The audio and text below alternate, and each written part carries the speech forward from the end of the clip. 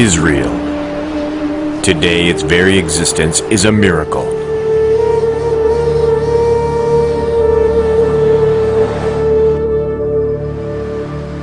The Bible tells us it is the inheritance of God's chosen people, the Jews. But what does that mean for the people of the New Testament? The followers of Jesus.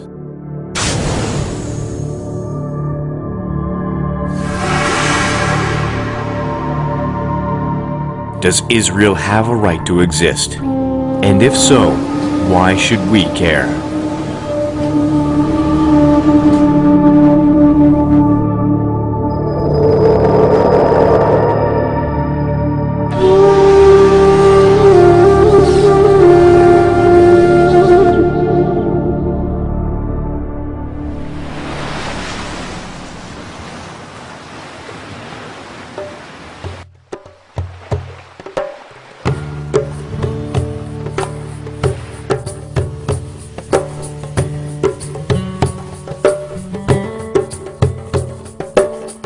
The nation of Israel can trace its roots back to the patriarch Abraham,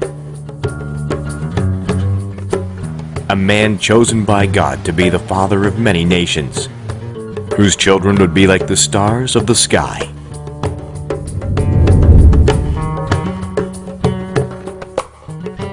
Israel, a journey through time, past, present, and prophetic. What the prophet said about Israel. The story begins here in this desert landscape, which in the distant past was a fertile plain. It was to this place that Abraham and his nephew Lot came with their families, their flocks. And they settled here between the mountains of Jordan on the east and the hills of Israel on the west. It was a good land, a land flowing with milk and honey.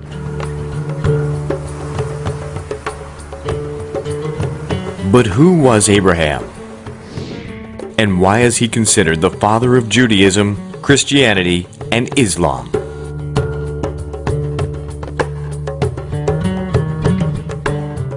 Abraham first appears as Abram in Genesis 11:26. He was born in Ur of the Chaldeans, which is now located in modern-day Iraq. The story of Abraham is an interesting story. It's a story about a family and a person who started at the heart of civilization of that time in Mesopotamia, which is today Iraq and Syria, in between the two huge rivers, the Euphrates and the Tigris. Very fertile area, real center of civilization, power, urbanism. And his family, his father, took him and the rest of the family from south there to the place of Ur, moving to Haran. The Bible tells us that Abram, his wife Sarai, and his father Terah set out from Ur of the Chaldeans to go to Canaan.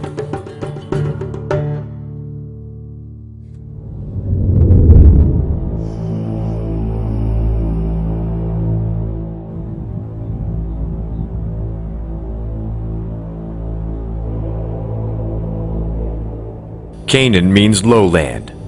It was also the name given to one of Noah's grandsons, whose descendants settled on this lowland plain along the coast of the Great Sea. Better known today as the Mediterranean Sea. The various branches of this family became known as the Canaanites.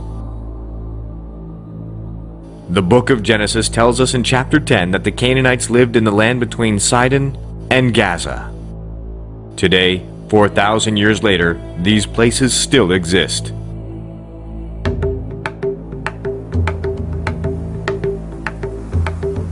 The coastal plain was fertile and ideal for growing crops and fruit.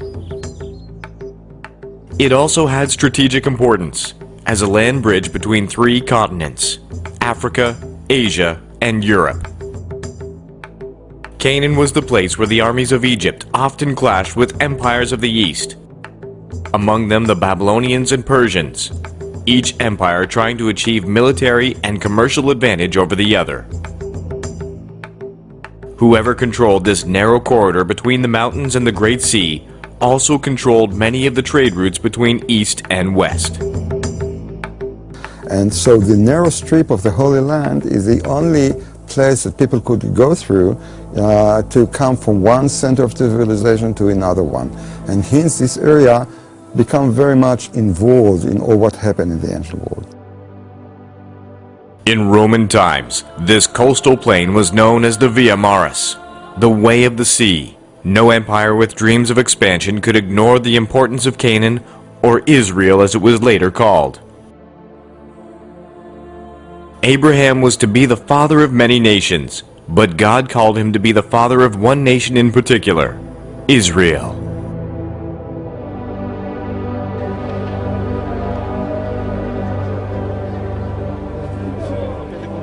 And so God entered into a covenant relationship with Abraham. From then on, his male descendants would be circumcised as a sign of the covenant from Genesis 17 verse 10. In Genesis 17 verse 8, God promised Abraham it would be theirs as an everlasting possession. He would also bless those who blessed them, and curse those who cursed them.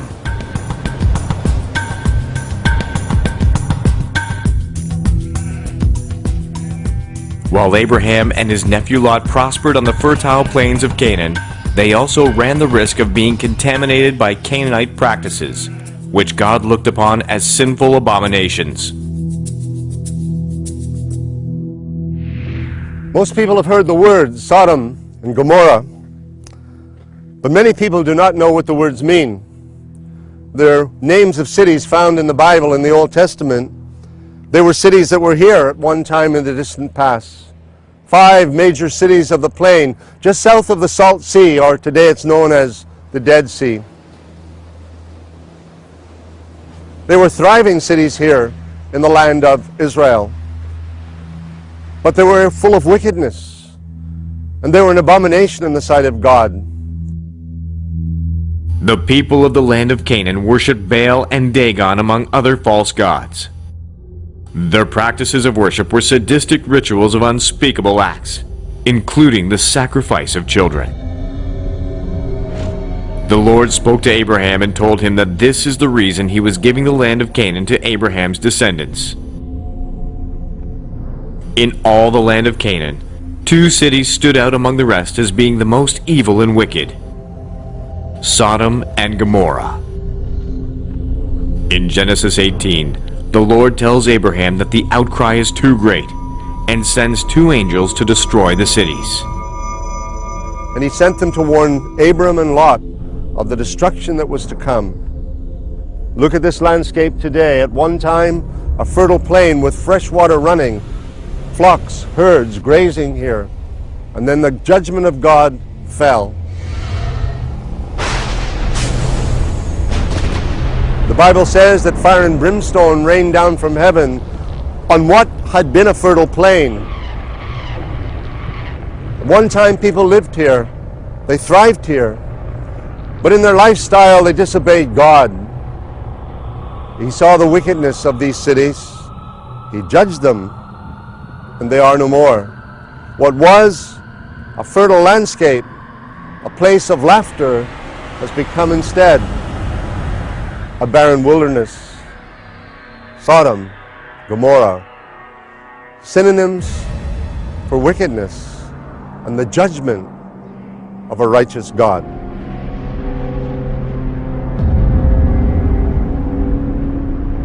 But the story of Israel continued because God had promised blessings to Abram and his descendants, and they became Israel.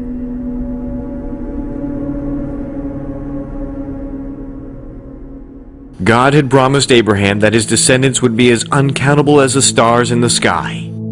However, Abraham and his wife Sarah were getting old and impatient. Sarah decided to give her Egyptian maidservant Hagar to Abraham, and Hagar bore him a son, Ishmael. Their impatience would later come back to haunt them, and is the source of conflict in Israel today. At the age of 100, Abraham finally sees the fulfillment of God's promise when Sarah gives birth to Isaac. Coming to the Holy Land, Abraham passed through the area of the mountain all the way to Beersheba. Then he was told to take his only son, Isaac, to Mount Moriah. And the Bible doesn't say more than the mountains of Moriah are 3 days' walk from his place in Beersheba. The tradition, even the Book of Psalms, point the place where the temple was later built, the Temple Mount, as Mount Moriah. The connection is very clear. God tells Abraham to sacrifice his son, Isaac. Child sacrifice was a fairly common practice among the Canaanites. Abraham had witnessed the destruction of Sodom and Gomorrah, and being close to God, must have known how much the Lord hated these pagan rituals. One can only imagine what Abraham must have been thinking as he prepared to sacrifice the son that God had promised him. As parents, we love our children. It's hard then for us to comprehend the test that God gave Abraham in the distant past. God said to Abraham, "Go to a mountain that I will show you." The Bible tells us they were the mountains of Moriah. Tradition says the mountain behind us, the golden dome of the Mosque of Omar, where at one time the Temple of Solomon stood, sacred ground to Muslims and to Jews. And God said to Abraham, "Take your only son, Isaac, to this mountain." And then God gave Abraham a test. He said, "I want you to sacrifice Isaac to me." Can you imagine? So the altar was prepared, wood for burning the sacrifice. And Isaac, Abraham's son, said, "But where is the lamb for the sacrifice?" And as Abraham prepared to plunge his knife into his son in obedience to the commandment of God, an angel spoke to him and said, "Do not slay your son." And in a thicket, a ram caught by its horns, it would be the sacrifice. I think of those words of Isaac, Abraham's son, and so many words, "But Father, where is the lamb?" And then I cast my mind down through the centuries to another time when God gave another lamb. John the Baptist, seeing him that day come to the river Jordan, said of Jesus, "Behold the Lamb of God, who takes away the sin of the world." In Abraham's case, God provided a ram caught in the thicket by its horns. But in his own case, there was no substitute. He gave his only begotten Son. But whosoever believeth in him should not perish, but have everlasting life. Jesus, the Lamb of God.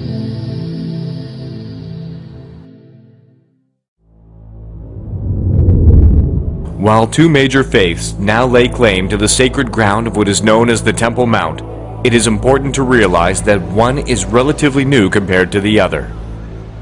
God called Abraham to be the father of the Jews some 4,000 years ago, around 2000 BC. Yet Islam emerged less than 1400 years ago, following the birth and influence of a man named Muhammad. Yet both claim Abraham as their ancestral father, the Jews through Abraham's son Isaac by his wife Sarah, the Muslims through Abraham's son Ishmael by Sarah's Egyptian servant Hagar. The effects of this dysfunctional family continue to be felt today.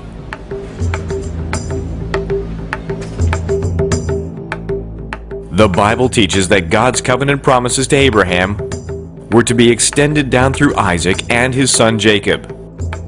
The names of Jacob's 12 sons became the titles given to the 12 tribes of Israel, each tribe being comprised of the descendants of each of Jacob's sons and their families. In time, they would be known as the chosen people and heirs of God's covenant promise to Abraham.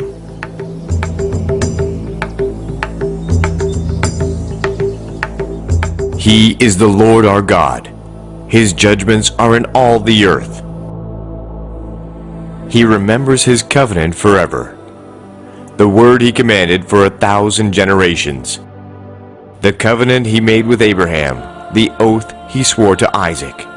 He confirmed it to Jacob as a decree, to Israel as an everlasting covenant.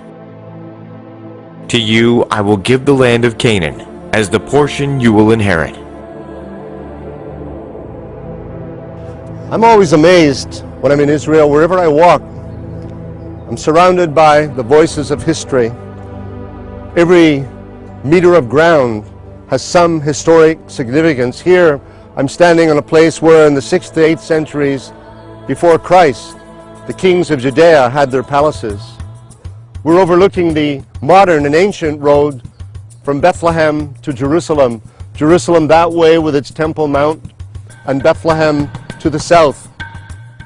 It was along this road that Jacob traveled. He was the grandson of Abraham, he and his wife Rachel.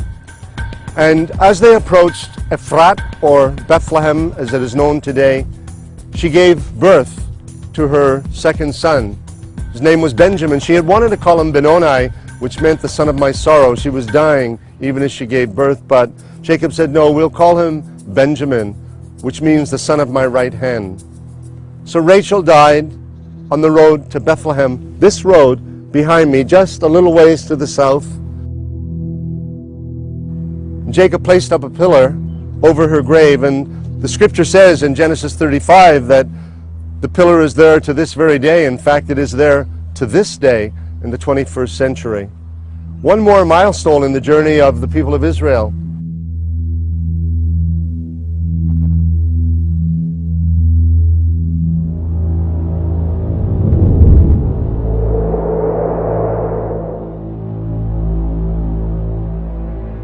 Joseph, the favorite son of Jacob.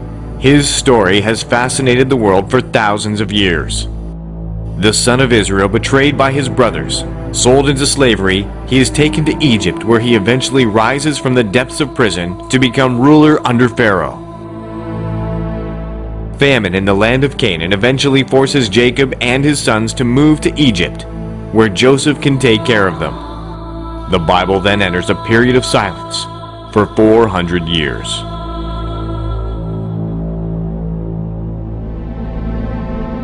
Exodus wakens to find the Israelites, the descendants of Jacob, now forced into slavery by a ruler in Egypt who did not know the history of Joseph and the Israelites. The first chapter of the book of Exodus ends with the horrific order of Pharaoh to throw every baby boy into the river Nile. On the banks of the Nile, a Hebrew woman places her son in a papyrus basket in a desperate attempt to spare his life. Moses is found by the Pharaoh's daughter and taken to be raised as her own.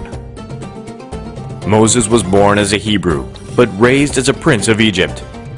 As God had been with Joseph some 400 years earlier, now he would be with Moses. Then Pharaoh's daughter went to the Nile to bathe, and her attendants were walking along the riverbank. She saw the basket among the reeds and sent her slave girl to get it. She opened it and saw the baby. He was crying, and she felt sorry for him. "This is one of the Hebrew babies," she said. Then his sister asked Pharaoh's daughter, "Shall I go get one of the Hebrew women to nurse the baby for you?" "Yes, go," she answered, and the girl went and got the baby's mother. Pharaoh's daughter said to her, "Take this baby and nurse him for me, and I will pay you." So the woman took the baby and nursed him.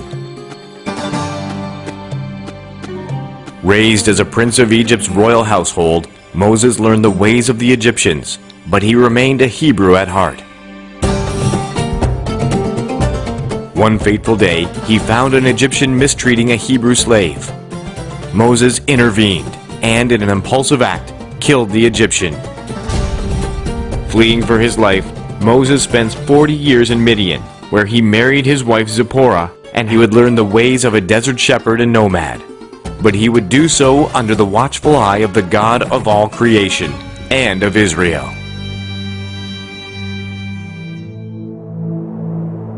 When time had passed, God acted again, A bush burned in the wilderness, but surprisingly it was not destroyed by the flames. Moses was curious about this strange phenomenon and turned aside to see it. When the Lord saw that he had gone over to look, God called to him from within the bush, "Moses, Moses." And Moses said, "Here I am." "Do not come any closer," God said. "Take off your sandals, for the place where you are standing is holy ground." Then he said, "I am the God of your father, the God of Abraham, the God of Isaac, and the God of Jacob." At this, Moses hid his face, because he was afraid to look at God. The Lord said, "I have indeed seen the misery of my people in Egypt. I have heard them crying out because of their slave drivers, and I am concerned about their suffering. So I have come down to rescue them from the hand of the Egyptians, and to bring them up out of that land into a good and spacious land, a land flowing with milk and honey, the home of the Canaanites, Hittites, Amorites, Perizzites, Hivites, and Jebusites."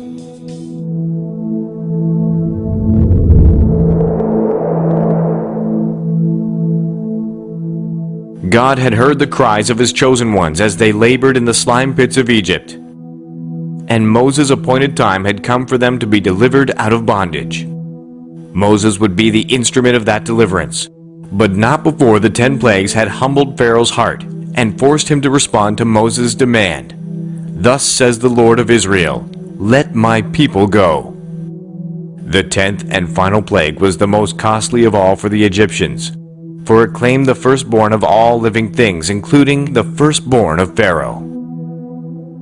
Only those Hebrews who obediently applied lamb's blood to the doorways of their homes escaped the horrors of that dark night when death stalked the streets of Egypt. From that night on, it would be called the Passover. And each year, as Israel remembered their exodus from Egypt, children would ask, "Why is this night so special?" Parents would answer by reciting the story of the miraculous deliverance from bondage in Egypt, and one generation would tell another. They would tell of nights and days of God's miracles and provision. But if they were to tell the whole story, they would also speak of Israel's disobedience and rebellion, and of the 40 lost years of wilderness wandering. We've called this series Israel, A Journey Through Time. And time was what it took for the children of Israel to come from Egypt to this, the Holy Land. And surely they passed through this way, a place that is called the Wilderness of Sin. A river runs through this valley, and this would have provided nourishment for the thousands, hundreds of thousands of people that were part of that generation of Israel that came here initially to settle the land more than 3,000 years ago. And Israel lives on here in the desert and elsewhere along this Mediterranean coast. People of God, people in covenant with their God, a peculiar people God called a nation. Moses had led the people of Israel out of Egypt and into the desert. Here they would have to trust God. It wasn't long before the Israelites began to complain, yet each time Moses cried out to the Lord, and each time the Lord responded with a miracle. During this time in the desert, God gave Moses and the people of Israel the 10 Commandments and had them build the Ark of the Covenant and the Tabernacle. I feel like I've just stepped back into history, more than 3,000 years back in time, into the tabernacle of Moses and its linen enclosure here deep in the desert in the wilderness of Paran. When God brought the children of Israel out of Egypt, he said to them, "Build me a tabernacle that I may dwell among you." And here in this sacred setting, the tabernacle of Moses, deep in the desert, around us the mountains of the wilderness.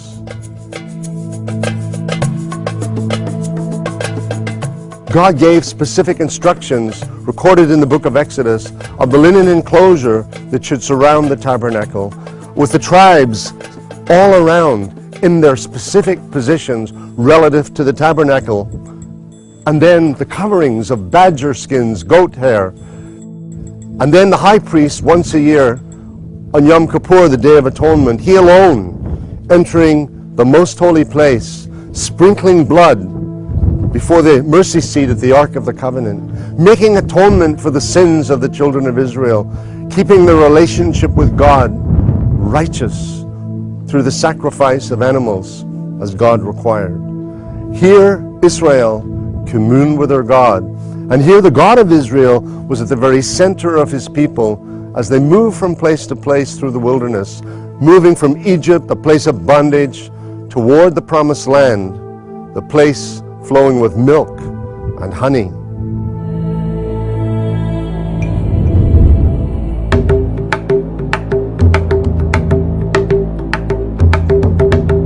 Moses would live long enough to see the promised land, but he would never enter it. The conquest of Canaan would fall to Joshua, Moses' chosen successor.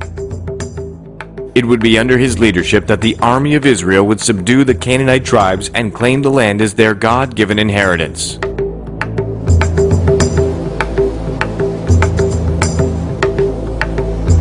God spoke to Moses. He told him he'd been chosen to lead the children of Israel out of bondage in Egypt to a promised land that he would show them. They left Egypt and they crossed the wilderness of Sinai. They came eventually, after days, to the wilderness of Paran. This is the wilderness of Paran. They camped on the border of what was the land of Canaan. And from there, Moses sent 12 spies, a leader from each of the 12 tribes of Israel, 12 chosen men who would go through the length and breadth of the land of Canaan and spy it out and bring back a report. So the men went north through the wilderness of Zin. They went east toward Hebron and the valley of Eshcol. Eshcol means cluster, and they brought back the grapes on a cluster, on a stave between two men. They said, truly it is as the Lord has said. Joshua and Caleb, two of those leaders, were ready to go in and possess the land. They were men of great faith. But the other 10 spies brought a negative report. They said, yes, the land is as God has said, but there are giants in the land and there are fortified cities. We'll not be able to overcome them. We are in their sight as grasshoppers. They are giants compared to who we are. It's amazing, isn't it, that these men who had seen God open the waters of the Red Sea, provide manna from heaven, bread of heaven to feed this. Imagine, how could a multitude the size of the multitude that left Egypt be sustained in this barren wilderness place? But God sustained them by providing miracles, water that bubbled up from the desert floor, bread that fell from heaven, quail, little birds that blew in from the Mediterranean Sea, and God kept his word and fed them. But time after time, the people murmured and questioned God. They came to the border of what became Israel.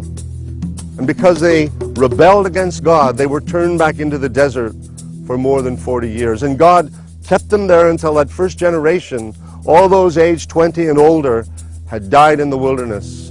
And then he brought the new generation into the land of Israel.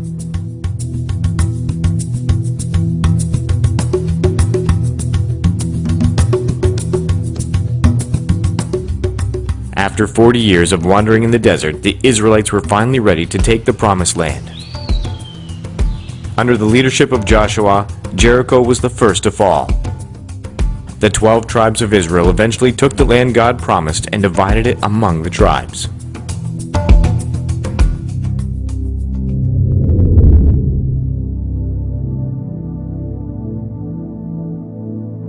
In time, kings would be appointed to rule the people, but not before there was a prolonged interlude when judges held sway. Violent times when sin and rebellion were all too prevalent among Jacob's descendants, and when they eagerly embraced the idolatrous ways of the Canaanites. Even so, God found those who would speak and act for him. Men like Gideon, Samson, and women like Deborah. It is toward the end of this dark period in the unfolding drama of Israel that a young Gentile woman from Moab named Ruth enters the history of God's chosen people.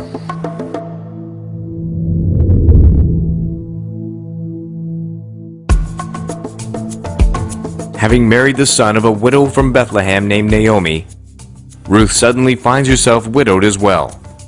It is then that she makes the momentous decision to leave Moab and return with Naomi to Bethlehem.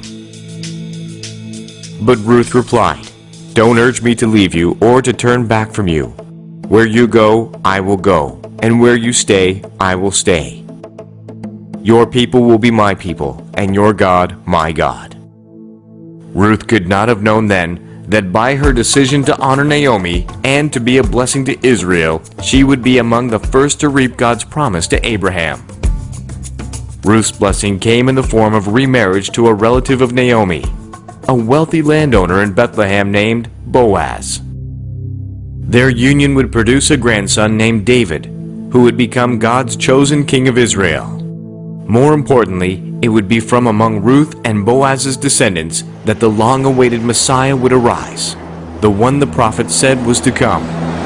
He too would be from Bethlehem, but his coming, his words, and his influence would ultimately change the world. His name was Jesus, the Jew who divided history.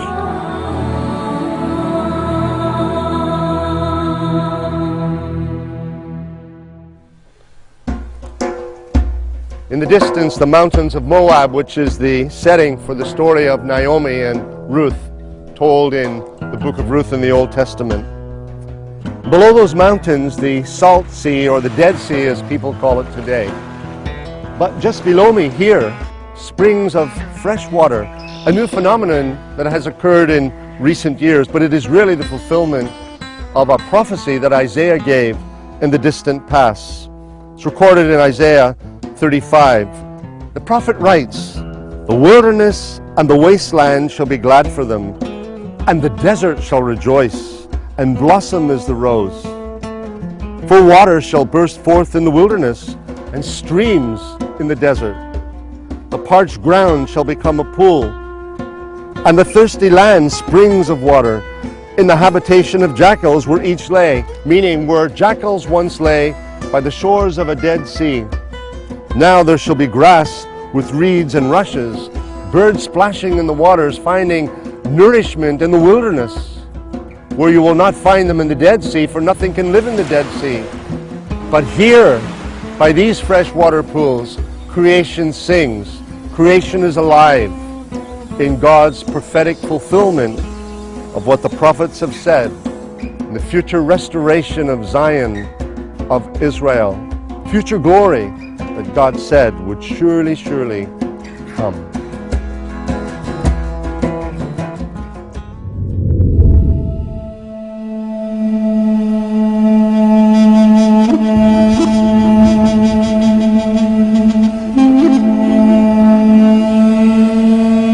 The period of the judges was ending just as the prophets began to appear again in Israel. And while an unnamed prophet had spoken to Israel during the period of the judges, Samuel was the first named among the major prophets to appear. It was as God's prophet that Samuel anointed the first kings of Israel, beginning with Saul. But this did not occur until near the end of Samuel's life, and not before he had appointed his sons to rule as judges in Israel. But Samuel's sons were corrupt in their ways. They were unacceptable to the people, who instead demanded their own king. God viewed this demand as a rejection of his own sovereign rule, yet he granted their wish anyway, coupled with a warning uttered on the lips of Samuel. The people of Israel would live to regret their persistent pleas for a king to rule over them. And so it was that Saul, a man of the tribe of Benjamin, became Israel's first king.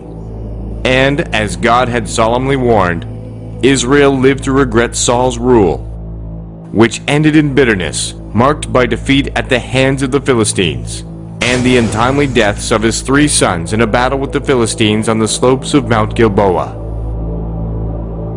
It was here too that Saul's life came to a dramatic end, when, seriously wounded by the arrows of his enemies, he chose to fall on his own sword.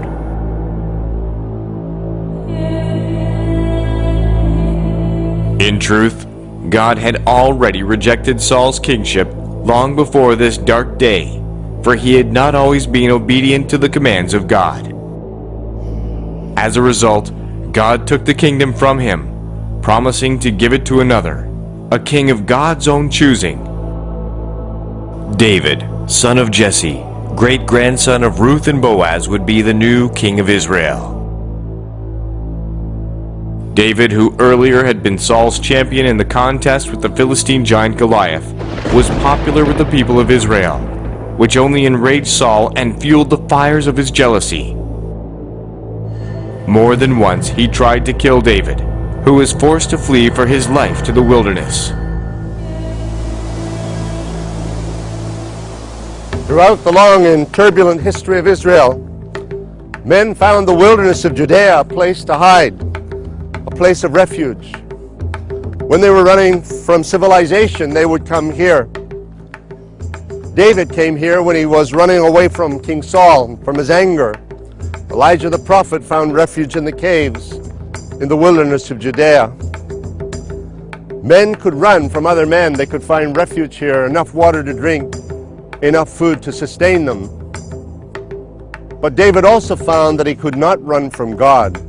While he could escape the wrath of men, God always knew where he was. And David said, "Where can I go from your spirit? Where can I flee from your presence? Wherever I go, you are there." Even here, in the wilderness of Judea, God found David.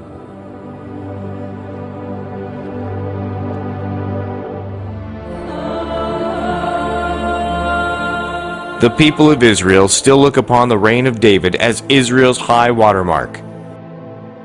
While David had character flaws and at times showed poor moral judgment, God nevertheless saw him as a man after his own heart. Because of David's leadership and popularity, Israel was united, established, and prosperous. King David had a great mission, and that is to take a group of tribes and make them a nation. And one of his steps was, let me have a place that would serve the cattle that won't emphasize the tribal structure, the other way around. It's like building, say, Washington, D.C., a place that did not belong to any of the tribes, and even was at the border between two of the tribes, Judah to the south and Benjamin to the north. So his first step was conquering a place and deciding, let me build here my cattle, because that will serve the purpose of reuniting those tribes. Make them relate to the place as a unified place and not belonging to any one chosen tribe. Now with Jerusalem as its capital, David proposed to build a house for God. However, because he had blood on his hands from so many conflicts, the responsibility for building the temple became the mandate of David's son, Solomon. A man God blessed with unparalleled wisdom, and whose fame spread far beyond the borders of Israel. If Israel had prospered under David, its wealth compounded under Solomon. But Solomon was not David, and in time, he too violated the will of God. I remember as a boy reading the story of King Solomon's mines. Conjured up in my mind images of buried treasure. Now as a man I walk in the region of King Solomon's mines. Here slaves were brought from all over the ancient world. Probably boys among them, forced to dig in the dirt, to dig tunnels into the earth, to extract more practical minerals like copper. Minerals that would be used in Solomon's great kingdom. Even the Queen of Sheba heard of Solomon's fame, his wealth, his wisdom, and she came all the way from the continent of Africa to visit him here in the land of Israel. These pillars are known as Solomon's Pillars, tall sentinels that have been here for thousands of years. What stories they could tell of armies that marched through here, of nations that encamped here, of slaves who worked here, who spent their lives here among these canyons and tall mountains, in the wilderness of Paran, deep in the deserts of Israel.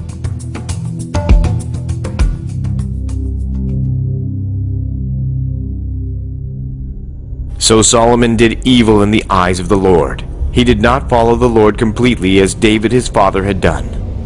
On a hill east of Jerusalem, Solomon built a high place for Chemosh, the detestable god of Moab, and for Molech, the detestable god of the Ammonites. He did the same for all his foreign wives, who burned incense and offered sacrifices to their gods. The Lord became angry with Solomon because his heart had turned away from the Lord, the God of Israel, who had appeared to him twice. Although he had forbidden Solomon to follow other gods, Solomon did not keep the Lord's command. So the Lord said to Solomon, "Since this is your attitude, and you have not kept my covenant and my decrees which I commanded you, I will most certainly tear the kingdom away from you and give it to one of your subordinates. Nevertheless, for the sake of David your father, I will not do it during your lifetime. I will tear it out of the hand of your son. Yet I will not tear the whole kingdom from him, but will give him one tribe for the sake of David my servant, and for the sake of Jerusalem which I have chosen." And God stirred up adversaries against Solomon, and from that time forward his kingdom knew no peace. Solomon reigned in Jerusalem over all Israel 40 years. Then he rested with his fathers and was buried in the city of David his father. And Rehoboam his son succeeded him as king.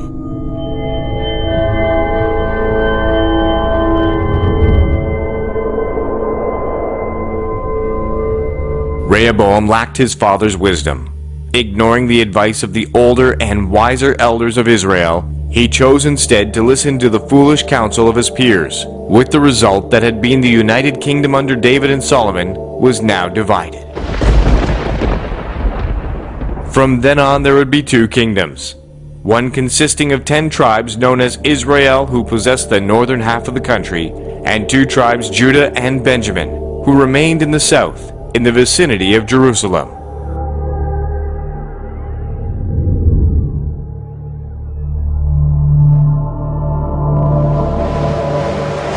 Time passed, and in the 8th century BC, the northern kingdom was conquered by the Assyrians, while in 586 BC, the armies of Babylon under King Nebuchadnezzar captured the southern kingdom consisting of Judah and Benjamin.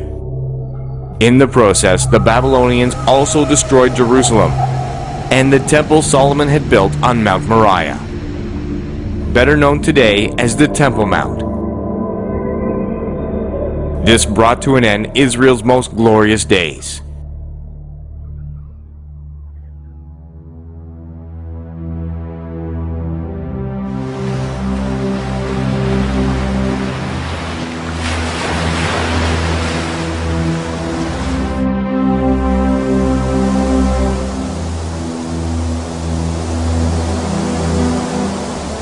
I've had the privilege of coming to Israel many times through the years, but I'm always amazed of the natural beauty of this country.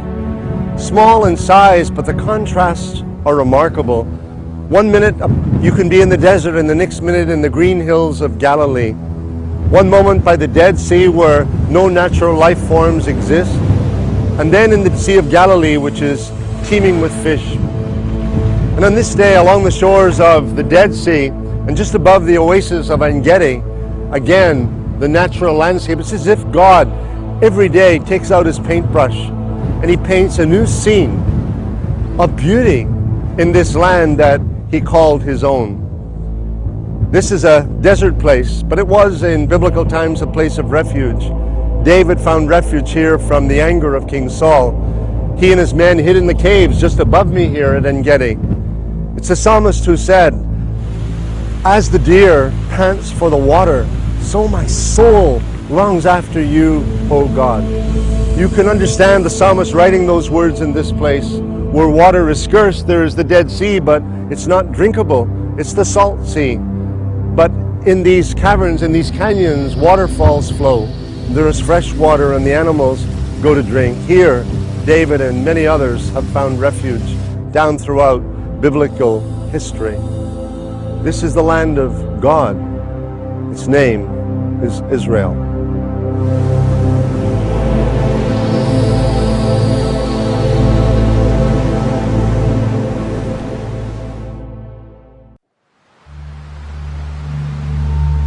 Eventually, all of Israel would fall to Babylon. The survivors are captive in a foreign land for 70 years. During this time, Daniel would be raised up and become a powerful prophet predicting the end times.